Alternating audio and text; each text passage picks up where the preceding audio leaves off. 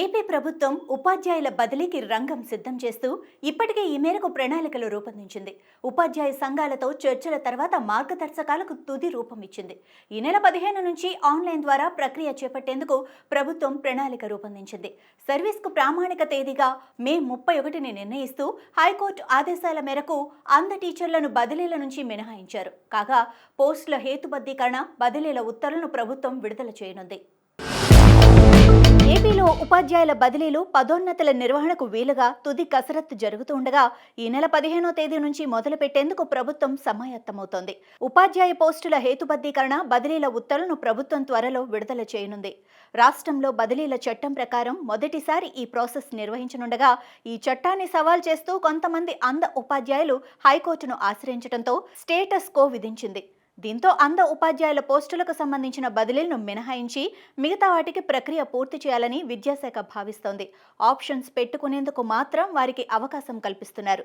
బదిలీలో భాగంగా మొదట ప్రధానోపాధ్యాయులను బదిలీ చేయనున్నారు. దాంతో ఖాళీ అయిన స్థానాలు, కొత్తగా అవసరమయ్యే వాటిలో స్కూల్ అసిస్టెంట్లకు ప్రమోషన్లు కల్పిస్తారు. తర్వాత మిగతా ప్రక్రియ ఉంటుంది. స్కూల్ అసిస్టెంట్ పోస్టుల అవసరాల మేరకు సెకండరీ గ్రేడ్ టీచర్లకు పదోన్నతులు కల్పిస్తారు. కాకపోతే స్కూల్ అసిస్టెంట్ పోస్టుల అవసరం చాలా తక్కువగా ఉన్నట్లు తెలిసింది. ఎస్జిటిలకు ఆదర్శ ప్రాథమిక పాఠశాలల ప్రధానోపాధ్యాయులుగా పదోన్నతులు కల్పిస్తారు. కొంతమంది సబ్జెక్ట్ టీచర్లకు ఆదర్శ పాఠశాలల హెచ్ఎంలుగా అవకాశం ఇవ్వనున్నారు. బదిలీలను ఆన్లైన్లోనే నిర్వహిస్తుండగా మే 31వ తేదీ నాటికి 8 ఏళ్ల సర్వీసు పూర్తి చేసుకున్న ఉపాధ్యాయులు, 5 ఏళ్ల సర్వీసు పూర్తయిన హెచ్ఎంలను తప్పనిసరిగా బదిలీ చేయనున్నారు.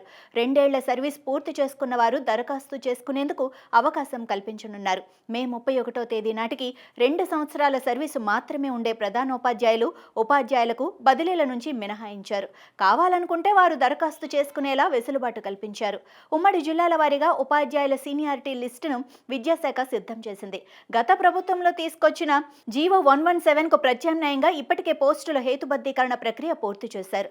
గరిష్ట సర్వీసు పూర్తయి బదిలీల్లో స్టేషన్ల ఎంపికకు ఆప్షన్స్ ఇవ్వకపోతే ప్రక్రియ పూర్తయిన తర్వాత మిగిలిన స్థానాలకు బదిలీలు చేస్తారు.